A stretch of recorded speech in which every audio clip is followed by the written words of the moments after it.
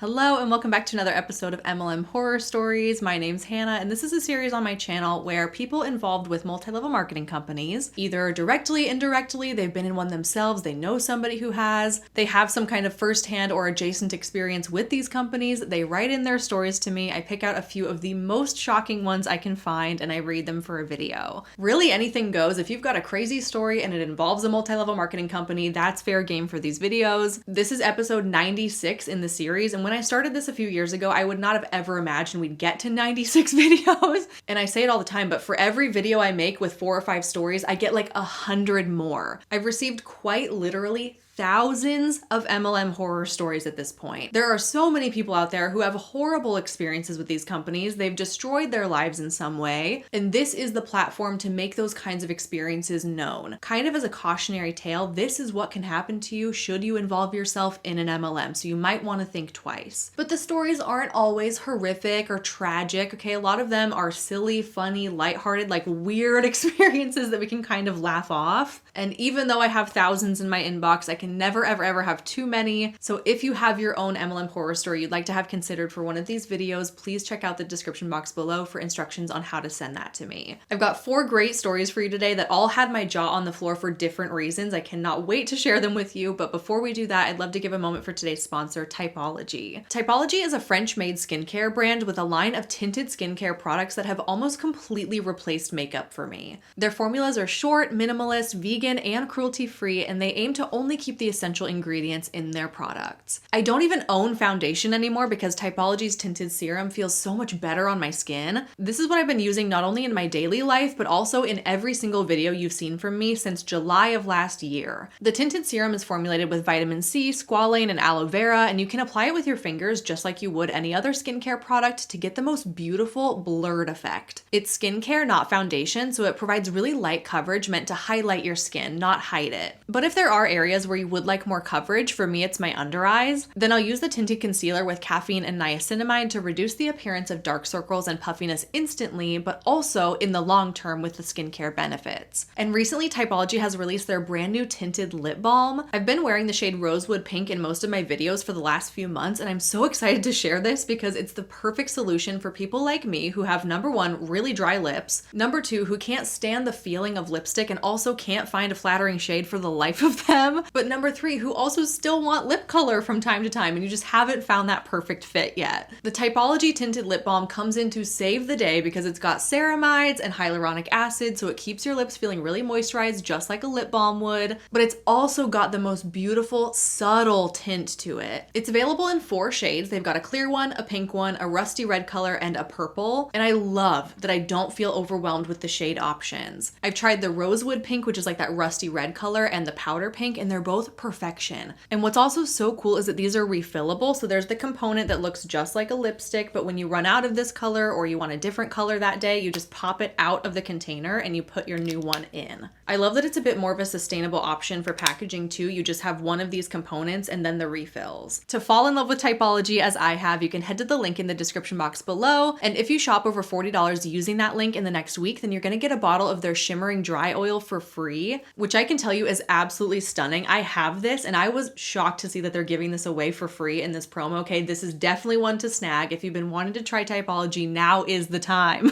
The link is active for 1 week at the time of this video going live, so visit the link in the description box below to snag yours. Thank you so much, Typology, for your continued support of the channel. This story caught my attention because of the subject line, which reads, "My mom, the poop lady."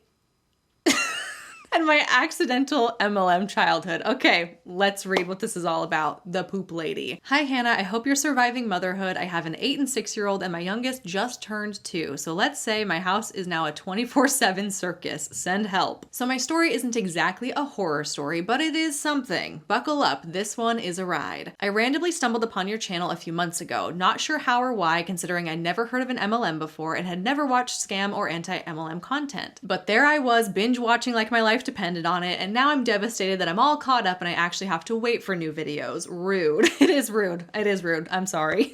Anyway, your videos made me realize something. I grew up in an MLM and had no idea. Oh, and my name is Aaliyah, by the way. Feel free to use it. So back in the early 90s, when I was about 10 or 11, my mom suddenly became obsessed with making our entire family drink these disgusting powdered vegetable and fiber drinks every single morning. We had herbal fiber blend, barley green, just carrots, and some mystery powdered beets, all from a company called AIM, or AIM. I'm not sure how you pronounce it. Now, this stuff didn't just taste bad, it was an endurance challenge. The fiber blend was like raspberry flavored sand that refused to dissolve. The veggies, we had to chug them all together in water before they settled into a nasty sludge at the bottom of the glass. And when we complained, my mom's solution, mix it with orange juice. Imagine drinking gritty, vegetable-infused vomit. She swore that it made us more focused in school, wake up easier, and have steady energy. Maybe she was right, maybe it was placebo, maybe I was just a kid and I didn't care, who's to say? At some point, boxes of this powdered nightmare started flooding our house. Turns out that my mom wasn't just a customer, she was selling this stuff, and this is where things got weird. She didn't just sell AIM products, she became locally famous for it. How famous? Well, people in town literally called her the poop lady. Why? Oh, I'm so glad you asked. Her main pitch was the herbal fiber blend, which was supposed to clean out your colon. She and her fellow reps claimed that if your poop was thinner than the width of your colon, that meant that you had years of old toxic waste lining your intestines. This fiber blend, according to them, would scrub your insides and clear all of that out. I don't want anyone scrubbing my insides. No, thank you. Also, is there anything backing up those claims? Is it true that your intestines are just lined with gunk, making the passageway smaller for the poop to go through, and like the smaller the poop, the less healthy you are? I don't know. I don't know.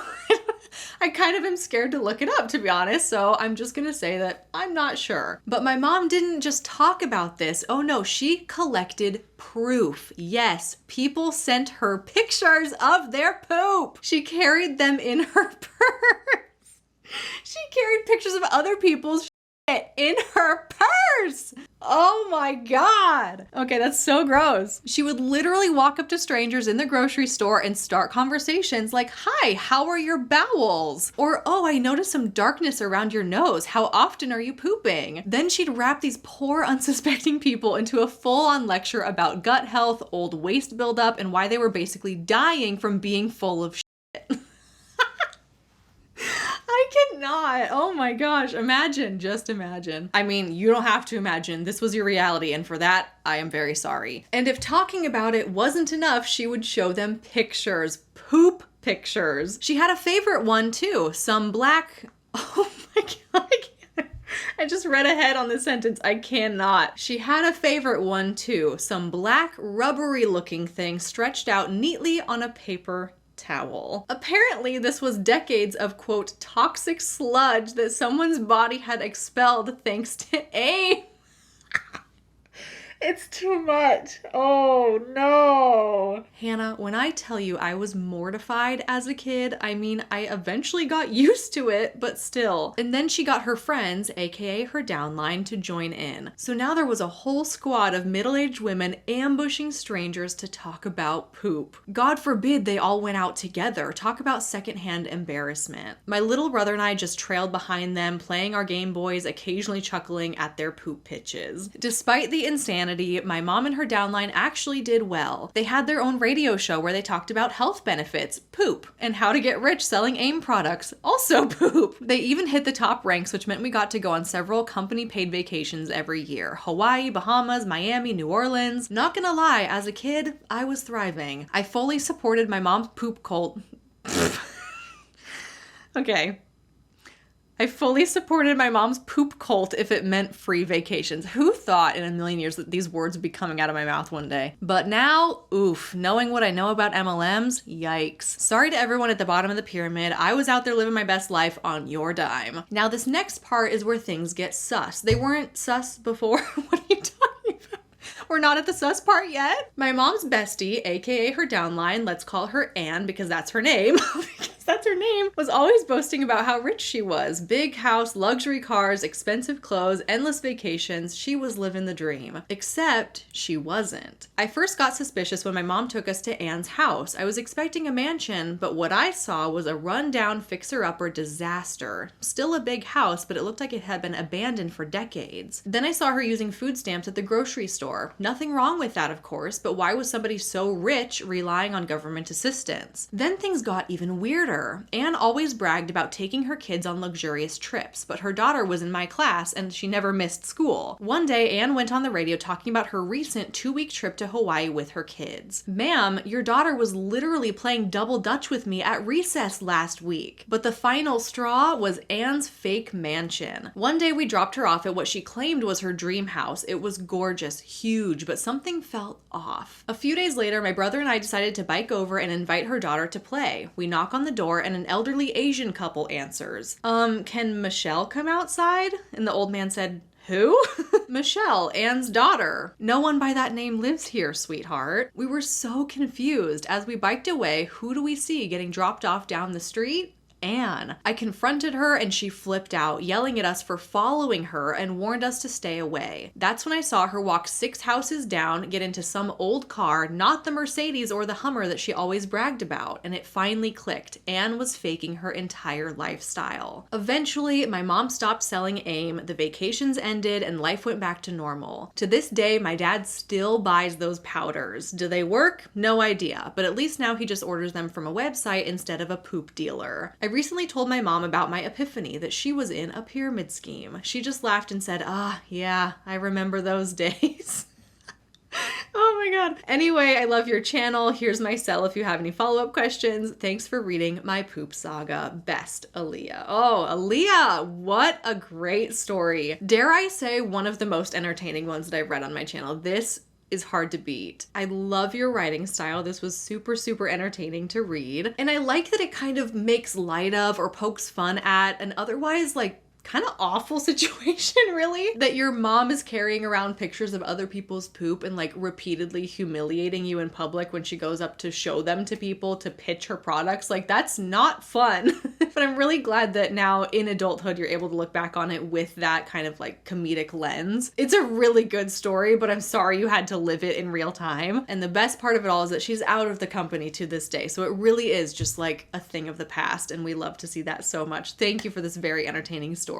This story is somewhat of a cross between a horror story and an MLM top fails clip, but there was a pretty good sized email describing the background information of the situation, so I decided to include it as a horror story. So I'll read you the email first, and then I'll show you all the different Instagram posts that go along with it. It says, "Hi Hannah, this isn't really a horror story or a specific post, although this woman's Instagram is a gold mine for cringy posts, but I just wanted to highlight something if you ever want to use it on your channel to talk about master resale rights or Monat. For anybody that's not familiar with what master resale rights is, essentially you purchase a course for $500 and then you earn the resale rights for that course, and then you go out and you sell it to other people who then go and sell it to more people, to more people, to more people. Very, very similar to the way that you would recruit an endless chain of people in an MLM scheme. The way you make money with master resale rights is that you find a bunch of other people to come and buy this course, but they're not just buying it for the course, they're buying the opportunity to be able to sell the course as well. So more than just the purchase of the course, the purchase of the product, what you're really buying into is a money-making opportunity, the rights to be able to sell it as well. It is quite a confusing scheme. There are lots of different aspects of it and facets to it. I feel like even the brief explanation I just gave you is still confusing in itself, so I do have an entire video on my channel that goes into detail about what master resale rights is and how you can spot it, but it's kind of been the hot new thing to do within the last year or so. You'll see tons of people posting on social media that they're making thousands, hundreds of thousands, millions of dollars from master resale rights, but it does function very closely to a multi-level marketing scheme and therefore, in my opinion, a scam. You don't make money unless you continually find other people to also buy the course and sell it themselves. You're not really making money based on sales, you're making money based on recruitment into the scheme to keep the scheme going. So anyway, that's a brief overview of what master resale rights is, also known as MRR for short, or that's what you'll see posted on social media when people are referencing it. And I will link that video down below if you want to go learn more about that. If you choose to share any of this, please don't share my name or identifying information, and apologies for any grammar or spelling. I'm a native English speaker, just lazy. I used to know this woman through school, so I followed her on social media in the years after we met. Her senior year-ish in college, she joined Monat and spent the next 6 years going hard on social media about how amazing the products were, the opportunity, and how it helped provide for her and her new family. She attributed literally everything in her life to Monat: her friends, her ability to be a stepmother, her new house, renovation projects, and her Monat car, of course. I unfollowed her because, to be honest, it was getting annoying, but after watching your channel for a few months, I decided to check back in to see how her life was going, and I was shocked. There is absolutely no mention of Monat that I could find from outside of her webpage, which she claims she's still slinging shampoo, eye roll, but imagine my surprise that she's now selling MRR hard as digital marketing. I, of course, immediately Googled Hannah Alonso MRR and I watched your video. I love that so much because that is the goal. A huge goal of my channel is to make those kinds of videos searchable for these popular scam topics. So if your spidey senses are going off thinking that's a little sketchy, that seems like a scam, Google search it and find a video explaining what it is and how it's a scam and why you should stay away so that you can protect yourself. I love that that's exactly the way this played out. That in and of itself isn't so wild, except now she's talking specifically about the years 2022 and 2023, which to the best of my knowledge, she was still pushing Monat super hard and making big income claims. However, she actually keeps referencing now that during that period of her time, she was $40,000 in debt. I think she mentions losing her house, trouble even buying groceries, and a bunch of other things. She had some medical problems, which is of course awful for her, but I also wonder if the debt could have been Monat related because she specifies it's credit card debt. At the very least, health problems are potentially hard to work through with no health insurance as a 1099 independent contractor. Hopefully she was on her husband's insurance. Yeah, that's right, because when you're joining an MLM and you're working for them, you're not an employee, you don't get benefits. You are an independent contractor, so if you are going to have health insurance, you're going to have to pay for that out of pocket yourself, which could cause a financial burden if you're somebody that does suffer from repeated health issues. But of course, we never saw anything on socials except for how grateful she was to be in Monat. She was fully convincing people online that Monat was paying the bills while she was actually in so much debt, which is really messed up. And she's making new income claims about her current house being paid for through master resale rights, so the cycle just repeats itself. I think it's definitely worth the time to go through her posts and website and see what you can find in terms of past Monat income claims if there's still any on her page. I didn't scroll that far as she posts a ton, once again, lazy, but I do find that a lot of her posts are very revisionist and never exactly how I remember her telling information at the time it happened. It's convenient for her to be doing well when she's pushing something and can also only reveal bad moments when it's serving to prove her point about her current scam. It just goes to show that we can literally never trust what the Huns are telling us. Thanks for your work. It makes me actually want to do the dishes if I get to listen to MLM horror stories and top fails. Very relatable. I also watch YouTube videos when I'm doing chores. So this email in itself isn't really a horror story, but it does feel like it gives me like a lead of something to go look into, which you know I absolutely did. I can confirm that this particular former Monat rep posts so much, multiple times a day. Her account has thousands of posts on it. It took me actually forever to be able to scroll all the way back to this time frame of like 2023 when she was in Monat claiming that it was the best thing ever. But here we are now in 2025 and she's claiming that,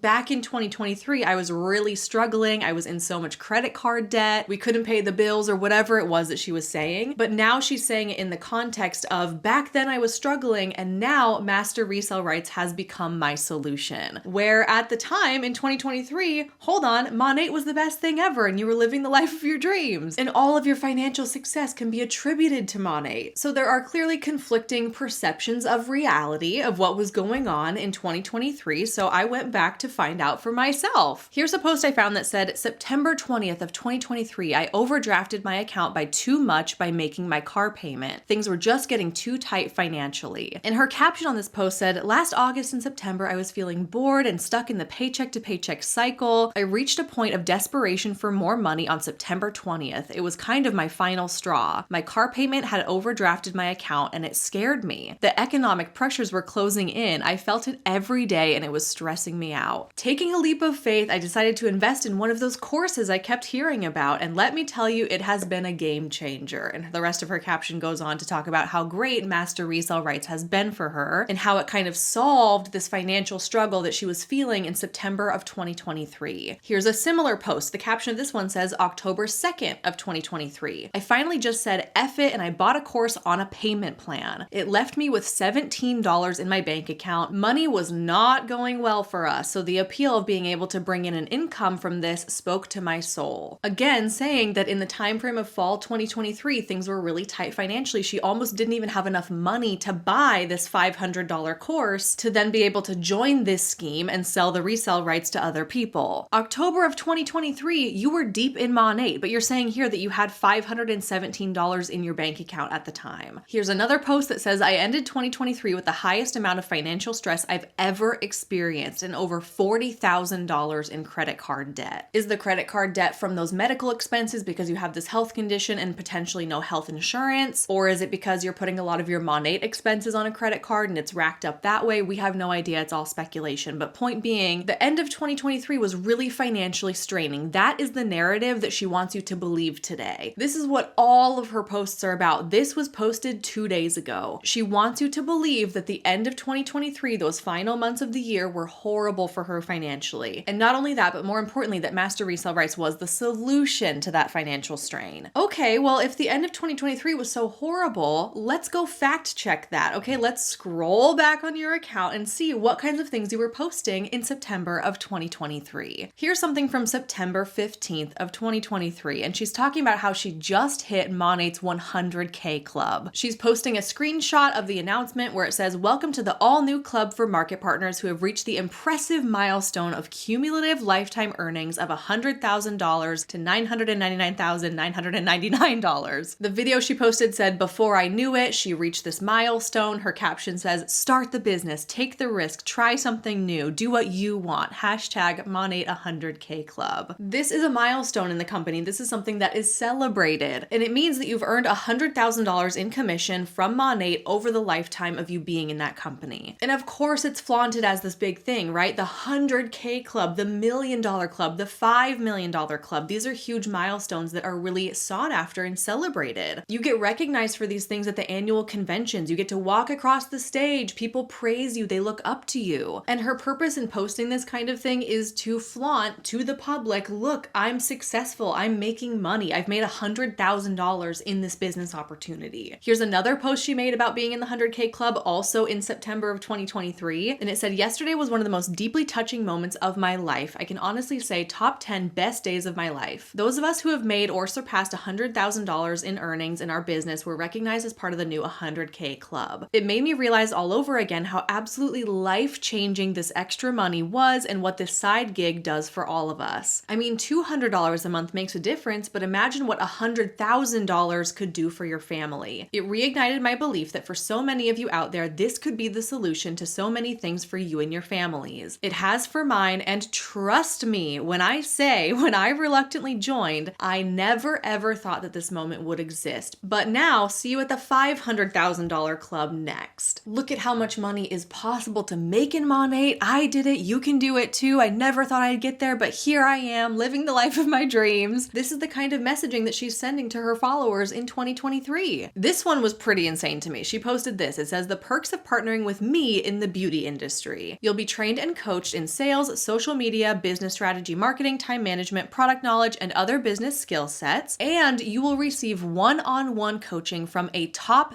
3% earner, and you won't have to pay for any of it. She's calling herself a top 3% earner in the entire company. And this post is supposed to flaunt, hey, this is why you want me as your upline. You should join me. You should be on my team. Let me mentor you because I'm a top 3% earner in Monat. What this really exposes is that a top 3% earner in a multi-level marketing company is still struggling financially. If it's true that she was at the top 3% of the company at this time in September of 2023, and if what she's saying in the present day is also true that she was struggling financially at that same time, then that really exposes what a horrible financial opportunity these things are. You would think that the top 3% of income earners wouldn't have like $500 in their bank account, barely enough to cover the course of their master resale rights scam they're embarking on. Here's another post she made in the fall of 2023 where she outlines the exact timeline of her successes in Monat. It says that 6 years ago, she decided to join the company. 5 years ago, she matched her paycheck as a TV news reporter in less than 6 months. So within that short time frame, she's now making as much as she was at her full-time job job through Monat. 4.5 years ago, she had 2 paid for trips. 4 years ago, she stopped stressing about her savings account, and it says that she just took all of her money from Monat and put it into savings and was living off of her news reporting income. 3.5 years ago, I got my first tax form that was double my income earned from being on the news every morning at 5 a.m. 3 years ago, we bought a house. 2.5 years ago, I walked out of the car dealership with an earned Cadillac SUV through Monat's Motor Club program. 2 years ago, I decided to prioritize my health and leave the news industry that I loved so much. And 1.5 months ago, I made the choice to bet on myself and go home full-time selling shampoo and helping others do the same. So she's outlining, like, I joined the company, I earned trips, I got the free car, I replaced my full-time income, I quit my full-time job, I did Monat full-time. These are kind of like different rungs on the ladder of success when you join an MLM company. At least that's what they want you to believe. That what started out as just a little side hustle to make some extra money can turn into something so grand. You're living the life of your dreams. You don't have any financial stress anymore, and you're at home with your babies working from your phone. That is the idyllic lifestyle they want you to try to achieve when you join. And so to make a post like this, it's sort of like, I made it. I did it. I achieved all of the benefits that this kind of opportunity has to offer. I made it. This video posted in September of 2023 also tells a very similar story. It says, in 2017, I got a job as a news reporter. I also started selling shampoo on the internet. In 365 days, I matched my income. And in 2 years, I doubled my news income. But 3 years later, I got sick and I was able to walk away from my job because of the business I built on the side. In a lot of ways, this literally saved me. And this is really important because she is explicitly stating that she was able to leave her job as a news reporter to pursue Monat full-time, that she doubled her news income and she could rely on Monat for her full-time income now. All of those posts I just showed you were from the fall of 2023 when she's doing so great in Monat. Now we fast forward in the timeline to a time where she is not doing Monat anymore and she's pursuing master resale rights and claiming that this is the perfect solution to all of her financial hardship she was having a couple years ago. The caption on this post says, I just pulled into the same parking lot where everything changed for me. A year ago, I sat in this exact spot heartbroken because I had just lost my job at the news station. The career I'd built, the identity I'd clung to, gone. Less than 24 hours later, I made my first sale in digital marketing. It wasn't just money, it was hope, proof that the risk I took wasn't crazy, that maybe this was the start of something new. So what on earth is going on? What's the truth? Because in 2023, the story you were telling is that you were able to quit your news job because you had doubled your income with Monat. And here we are, but now when you're promoting master resale rights, that's not the story you're telling at all. Now the story is that you have lost your job, that you were heartbroken, that it was devastating for you. That was your identity, like you didn't want to let it go, but you had to. But have no fear, it's okay, because it was a sign from the universe. I made my first digital marketing sale the next day, and all of my financial worries were washed away. She's clearly willing to lie or tell half-truths, or at the very least be deceptive in some way in her phrasing of things, depending on what it is she's selling. When she was selling Monat back in the day, the story was that she got to quit her job and it was a good thing, and now the story is when she's selling master resale rights that she lost her job and it was a bad thing. And the caption on this post says that she made over $550,000 from master resale rights. Should we believe her about that number? Can we believe her? We've already caught multiple inconsistencies in her storytelling and her recollection of certain events. She told us at the time that she was doing well in Monat, and now we know that not to be true. So how can we believe her when she wants us to believe that she's doing well in master resale rights? Is it just a repeat phenomenon where she's lying about how well she's doing on the internet, and a couple years down the road we're going to find out that she was lying about this? Because in both the cases of MLM and master resale rights, your income depends on if people believe you or not. You have to sell the story of success in order to get people to believe it and think that it's legitimate and actually buy into it and join, so that you can start making money. In order for you to make money, you have to make people believe that you're making money. So what comes first, chicken or the egg situation? More often than not, the strategy is to lie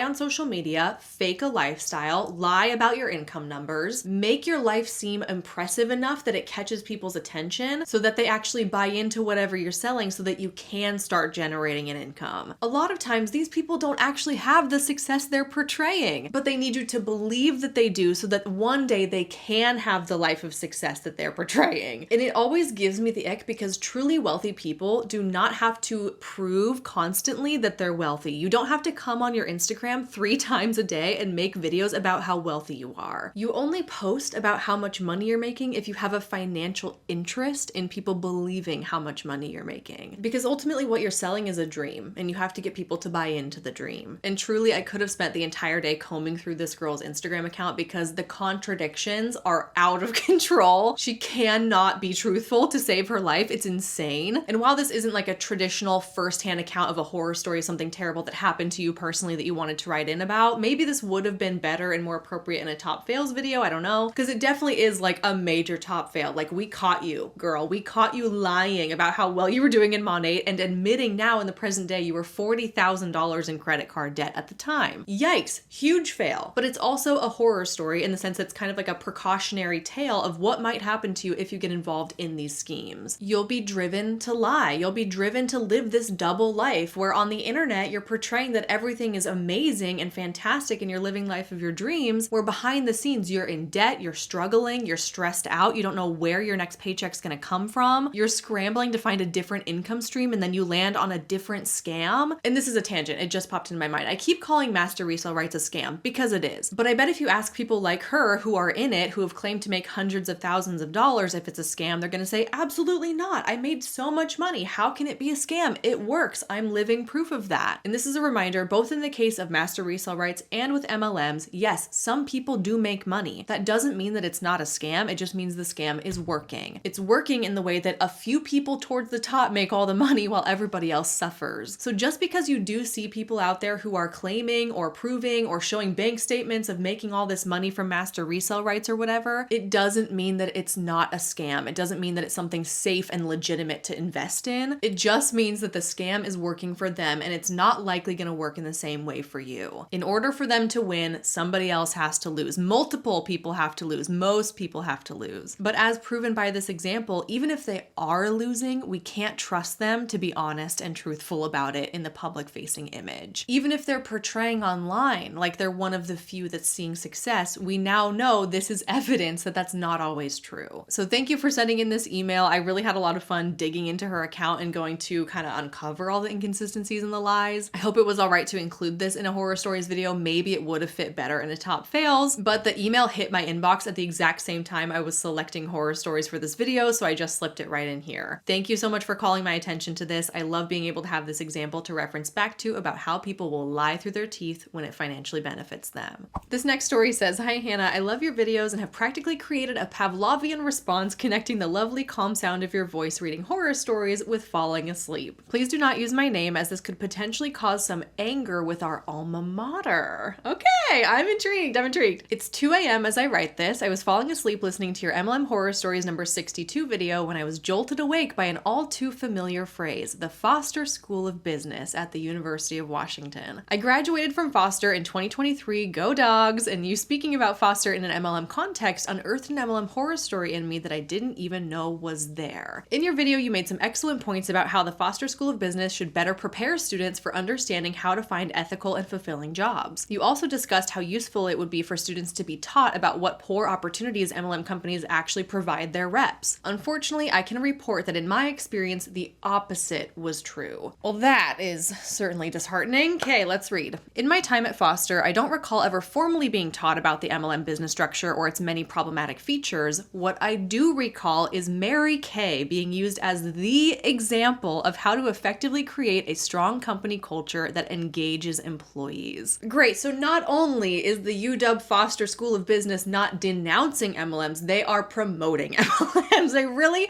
hate to see it. As a UW alum myself, I hate this. I actually started out going to UW on a business track. I was on that track for the first year and a half. I never actually applied to the Foster School of Business because I decided to change my career path to teaching and education before it came time to actually apply to Foster. So I never took this class. I have no idea what it's about. I don't know what they're teaching up there at Foster, but I'm really sad to hear that they're apparently giving credit to MLMs in some way. This was a Management 300 class, a class that is required for all students pursuing a business degree. Since it's a general requirement, many different teachers teach the class, so I'm unsure if this example was used in all classes or if it was specific to this teacher. I often retained provided lecture materials for personal reference, so the minute your video unearthed this memory, I ran to see if I could find the lecture notes. I found it. it, I've attached it here. If you include references to it, please make sure to remove all identifying features, as I really admire and respect the professor. I left the details in the attachment because I know you have a personal connection to UW and this additional context may be useful to you. I believe this professor is just unaware of how harmful MLM companies are and would not have used this example if they knew. I can attest that through the many lectures I watched this professor present, this was the only lecture that included an MLM. However, their lack of awareness is still very disappointing, as they are very highly educated, respected, and have taught for many years. I did look into this professor a little bit. I'm not going to include her name in this video, but I saw that she's been teaching at the UW Foster School of Business since 2011, so it's been 14 years. And this lecture, including Mary Kay as a case study, was presented in 2021. I really do feel like there's no excuse for that. There's way too much information out there about MLMs and about how they're harmful. In the year 2021, I do think it's pretty inexcusable that an MLM was used as a case study. I'm going to show you some of the lecture notes from this presentation, and I understand why Mary Kay was used because it's a really good example of the different ways that you can like create a company culture and morale and things like that. They talk about the reward ceremonies and the different pins and like the collectibles you can get from it and the pink Cadillac and all that. I get how it's a good fit for this kind of lecture about organizational culture, but just the fact that you're using an MLM at all legitimizes it, and that's not what we want to be doing. There's nothing in the lecture endorsing Mary Kay or saying like, this is a great company and you should join it and you should become an employee or an independent contractor or whatever. There's none of that. But even just being a student sitting in a lecture hall at your business school being taught about Mary Kay, that implicitly almost indicates that this is something that is legitimate, that it's something that is good, that it's something that should be looked up to. And to be clear, Mary Kay is a legitimate company by definition, but they're not, in my opinion, a company that should be looked up to in this way. Continuing on with your story, you say, I remember sitting in the lecture absolutely shocked as the professor began describing Mary Kay as an innovative feminist organization. I was waiting for the other shoe to drop for either the professor or a student to call out the nefarious MLM component, but it never happened. I hadn't started watching anti-MLM content yet, so I didn't feel that I had the knowledge or the language to be the one to speak out. I'm kicking myself now for not at least trying. The professor started to give a lecture on how company culture can be built, and then had us watch a 45-minute video on Mary Kay. The lecture didn't have a link to the exact video, but after doing some searching on YouTube, I'm 98% sure this was the video shown. If you have the time, I would love to see a reaction video, as it is a straight up propaganda documentary and has some wild moments. Because it's 45 minutes, I don't have time to show it in this video, but I will link it below. I watched like the first minute of it, and you can totally tell that this was like a paid for documentary by Mary Kay to paint them in the best light possible. It's exactly the kind of video you would expect, right? Here we are as a company, the rags to riches, who our founder is and how great she is, and look at how wonderful our company is and all the great things it can bring to your life. The Cadillacs, the recognition ceremonies, the diamonds, the glitz, the glamour, like all of it, okay? You can already predict exactly what that video looks like, but I'll leave it linked below if you want to see it yourself. After the documentary, our professor finished the lecture on company culture. They made many references to the documentary for examples of course concepts being used effectively. There's a lot to pick apart between the lecture and the documentary, but I'll leave it to you as the expert to comment upon. To my memory, there was no additional information provided in the lecture that added any nuance or context to what's in the slides and the video, and I believe these materials to be an accurate reflection of what was taught. If you have any questions about the lecture content, I would be happy to clarify. And I just saw your announcement that you're moving to Seattle. Welcome back. I hope you and your family find a wonderful life here. Thank you for everything. Thank you so much. Yes, we are moving back to Seattle. I'm so excited. You're going to be seeing this video going live on the 26th of May, I believe, and that means that I will be in my final week in Florida before we move to Washington. We're moving in June, and I'm very, very excited. My husband got a job at the University of Washington, so we're going right back to the place that we met, the place that we both graduated from. We are over the moon excited about it. I cannot wait. Maybe I'll need to take a little trip down to the Foster School of Business and talk some sense into people.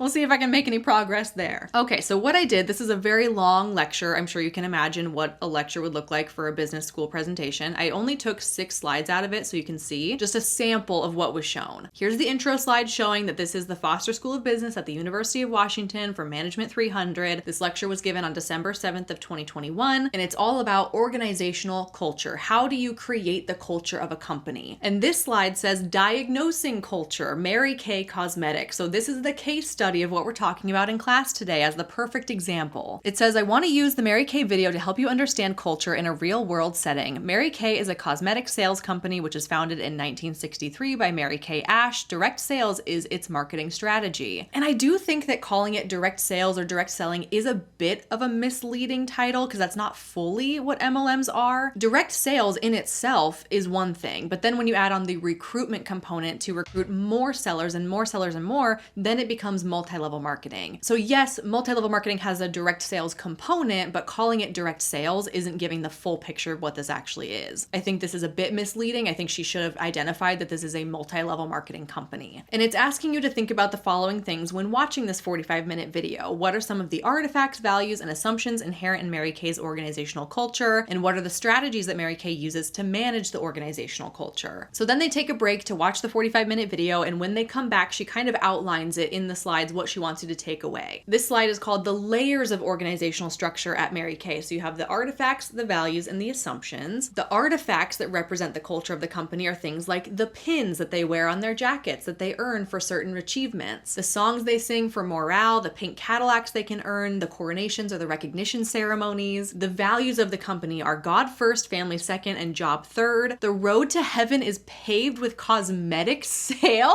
You're kidding. I did not know that that's something they said in Mary Kay. The road to heaven is paved with cosmetic sales. No, it's not. Come on. And after 60, I'm assuming they mean after 60 years of age, what you need is cash. Okay, well, those are the values of the company, God and cash. And the assumptions of the company, what you're going to get out of it is motherhood and making money, the power of femininity, the importance of community, and entrepreneurship. It's really jarring to see all of these things about Mary Kay on a slide from a lecture with Foster down in the bottom left corner because it was being given and taught in business school. Then there's 3 more slides all about the different tools for managing organizational structure. So they talk about the physical setting that Mary Kay operates, that it's business you can conduct from your living room, but you also have these reward ceremonies that you go to offsite too. Some of the symbols of Mary Kay that make up the culture are the bumblebee pins, the ladder of success pins, the shovel pins. I would also argue like the pink Cadillac, the pink jackets they wear. They also have like a diamond ring incentive. If you have that, that's a big status symbol in the company. They have ceremonies in the company, reward ceremonies, crowning the top salespeople, recognizing them publicly for their achievements. The costumes in Mary Kay, they don't wear any jeans. They're all salespeople that look alike, so they all dress really similarly. Mary Kay is very big on like skirts and dresses and no pants for the women. When you hit the rank of director or above in Mary Kay, then you're given the director's suit, which is a pink jacket. So a big part of the company culture of Mary Kay is that you got all these little hunbots. They're all dressed alike. They all go out there looking the same way. They dress in a very distinct way that is characteristic of being a part of this organization. And the last slide I'll show you, they're talking about the jargon and language that's a part of the company culture. So in Mary Kay, they have all these different songs and slogans that they repeat, and the story of Mary Kay, the legend, okay, the legend of who Mary Kay is and what she set out to do. That is a huge thing they rely on within this company culture to boost morale, to give you the impression that you can be something with Mary Kay. So those are the slides that I wanted to show you from the presentation. Everything else was kind of irrelevant. It was more so just describing what organizational culture is. And as I keep saying, it is deeply disappointing to see your alma mater giving credit to a business model that does so much harm to people. None of that aspect of this company was addressed in this lecture, but I feel like that's still a vital piece of information that you would want to know when putting a company up on a pedestal. And now that I'm kind of thinking about it, as a professor, if I'm putting together a lecture on organizational culture and I need to go out there and I need to find an example to show my students, I guess just playing devil's advocate here, it might be easier to find examples from MLM companies because they are so outspoken about how great they are. Like, what other companies really are gonna pay to have 45-minute documentaries produced about them? For what? For who? What would be the benefit of them doing that? Who would be the consumer of something like that? Well, in an MLM, it kind of makes sense. You're gonna produce this propaganda documentary to show the people in your company to make them loyal, to create that culture. I'm just looking at my desk for like examples of other companies, okay? Built Bars. Is the Built company gonna go put out a 45-minute documentary about how fantastic they are and why you should love them? No. Is Typology gonna do that? No. But MLMs do, and you have to wonder why. Because the people consuming that content are those who have signed up for the business opportunity. They wanna learn about the history of the company. company, they take pride in that company, it becomes a part of their own identity. So again, playing devil's advocate, it was probably just easier to find examples like this to include in the lecture that come from an MLM company. This was just a video chilling on YouTube. And for the purposes of this lecture about company culture, it does fit pretty well. It had all of the aspects that she was hoping to teach you about and that you learn about through this lecture, so I can see why she probably chose it. Again, it's just disheartening. It's disappointing to see because you've got this classroom full of business majors who are now going to go out into their professional life and they're going to remember back to like, oh yeah, Mary Kay. They're not going to know why that's in their mind. They're not going to remember any specifics, but they're going to remember, oh yeah, they taught us about Mary Kay in business school. It must be a good company. It must be respectable or reputable in some way. And that's really a bummer because they didn't get a complete picture of what this company is. They don't know that most people who join lose money. They don't know how many lives it's damaged. They don't know about the stories of the women with garages full of boxes and boxes of Mary Kay makeup that they can't sell and they're thousands of dollars in debt because of it. And was it really the professor's job to go into all of those details in this particular lecture? No, I don't think so, but I think she should have just not included Mary Kay to begin with.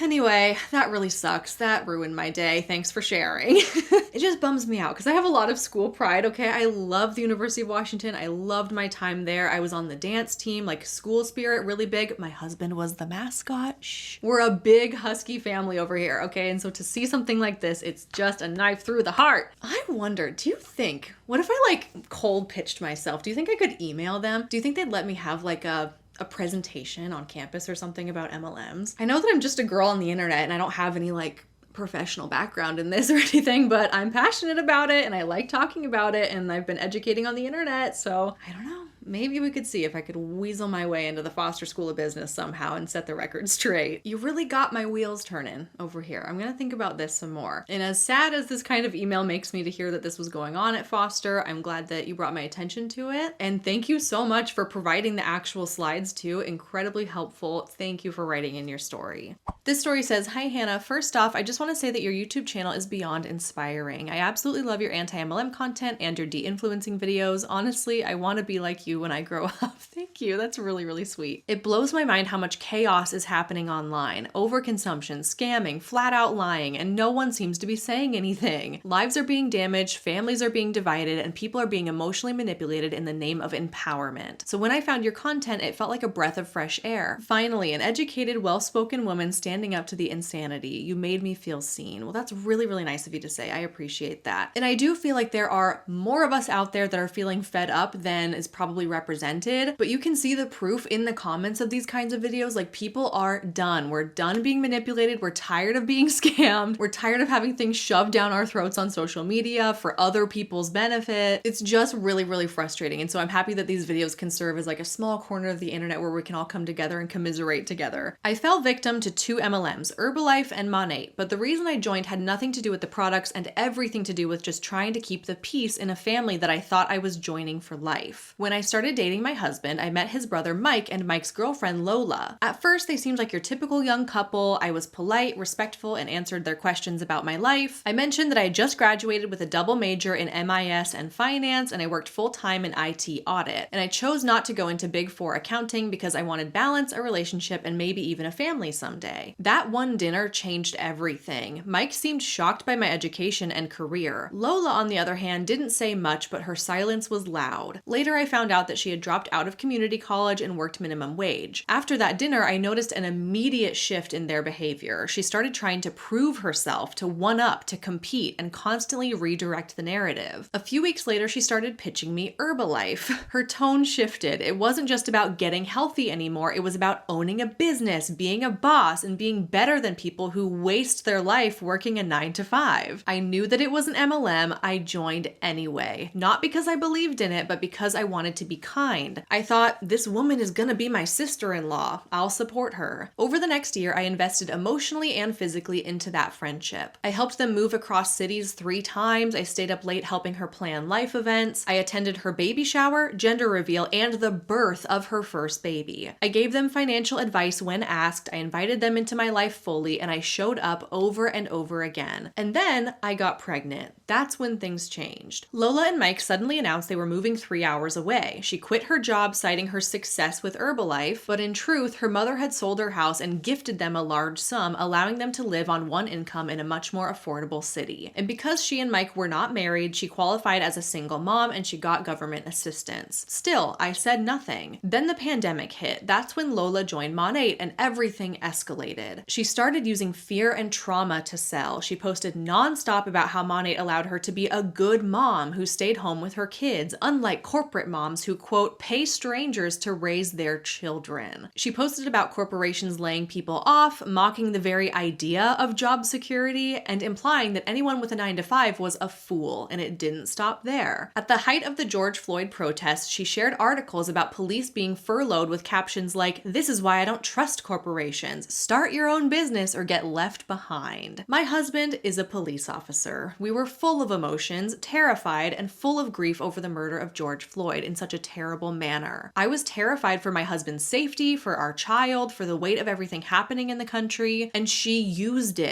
our fear, our trauma as a tool to recruit people into Monat. That was the final straw. I tried to share an anti-MLM post, clearly and immaturely out of anger. Here is my post. And you included a screenshot in your email, and the post said, "Imagine thinking that buying a $99 starter kit entitles you to the same professional title of those that did the years of work to earn their credentials. Like, get the F out of here." I mean, it's not wrong.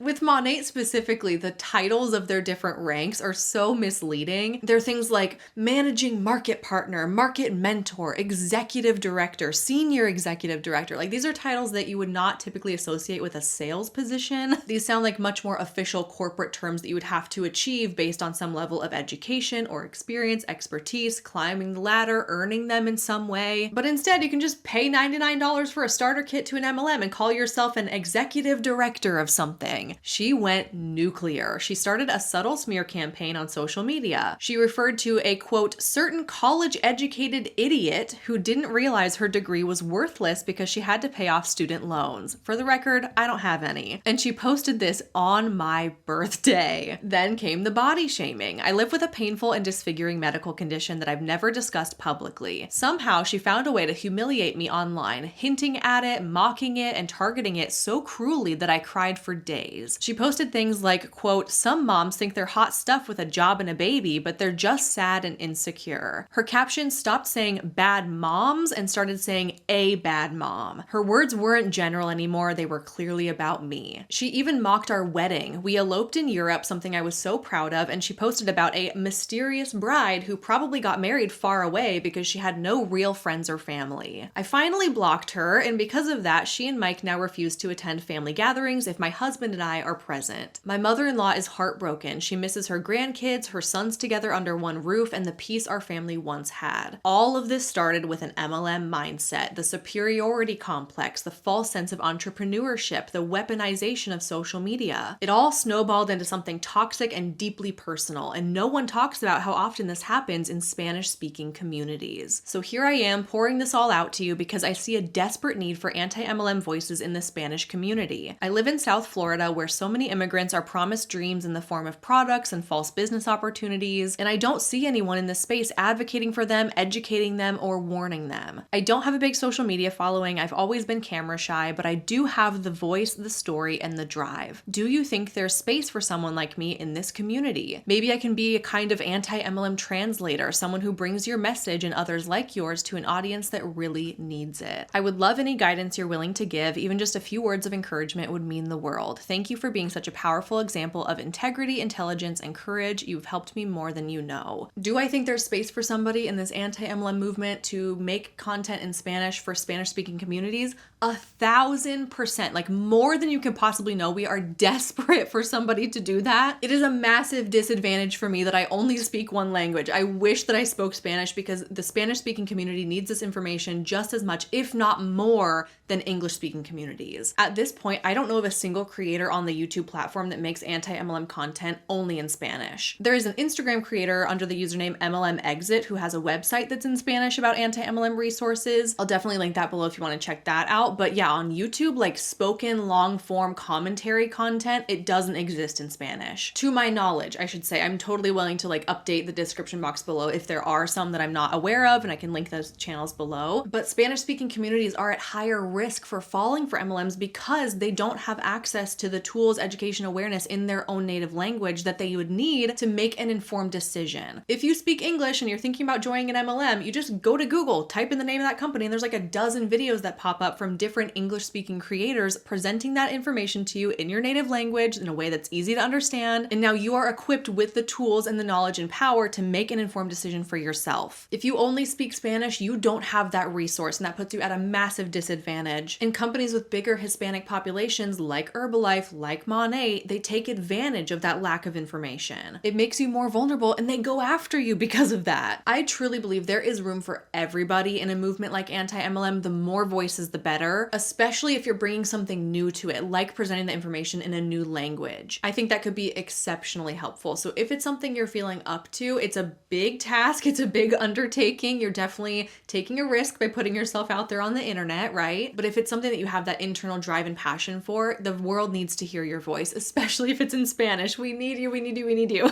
I think it's a fantastic idea. Give it some consideration. And just regarding the details of your story, I do want to extend my apologies that your relationship with your sister-in-law was this damaged because of an MLM. Because she is so set in her ways of believing it's the best thing ever and demonizing 9-to-5s and looking down on people who work a corporate job. And by you taking a stand, posting something that was anti-MLM, it really did set off this big explosion. It's something that to this point hasn't been reparable. You're still kind of at war with each other because of it. And it doesn't just impact you two, it impacts the entire family as well. And I think so much of that comes from the mind control tactics of an MLM, right? They're taught to take on this like us versus them mentality. You're the enemy if you don't think like me. I'm right, you're wrong. There is very little room for rational conversations to be had, because it sounds like from your side, you knew that MLMs weren't great, but you still joined to support her. You were looking at the long goal here, investing in this relationship. Okay, joining the MLM was bigger than just that. You're doing something larger for your family and the well-being of others, but you're also able to recognize how MLMs are harmful, and you're able to spot the manipulation tactics. And so when you did spot her being manipulative and awful in the wake of the George Floyd protests, using that for her own financial benefit, and you kind of called her on it, she immediately took that mentality of like, well, if you're not with me, you're against me, and we're at war now. And that's really unfortunate, because I feel like you took a more level-headed, rational approach, seeing both sides, like MLMs aren't great, but I'm still gonna help you out here. And from her side, there's no working with you at all. There's no listening, there's no rationalization, because that's what's being taught. That's the water she's swimming in. She can't see how horrible and problematic it is to cut off your family members because of your involvement in an MLM, because that's kind of the norm in these kinds of things, and that's just what people do. And there's really not any getting through to her until she's ready to see it for herself. Until she comes up for air and asks for help, asks for support, and looks for a way out of the MLM, then it would be pretty much impossible to get through to her until that point. And it's devastating to see that she would just so willingly and quickly burn that bridge. For what? Because you don't like the company she's involved with? Because you don't like her job, essentially? It's really not that deep, but they take it so personally. Because when you're in an MLM, it becomes your identity. It becomes a piece of you. And so if your family members are kind of rejecting that or pushing against it, you take it really personally. And it's something that you think is worth cutting them off over. It's really crazy to see. It's not rational. It doesn't make logical sense. But to them, that is the option. If you're not going to support me, then you're cut out of my life. And I'm sorry that that is the situation you're in. It should not be like this, but we can kind of understand it a little bit when we consider like the cult tactics and the mind control that these people are under to keep them in the MLM. I do tend to believe that there is an expiration date on people's involvement in an MLM. They're gonna leave eventually, hopefully.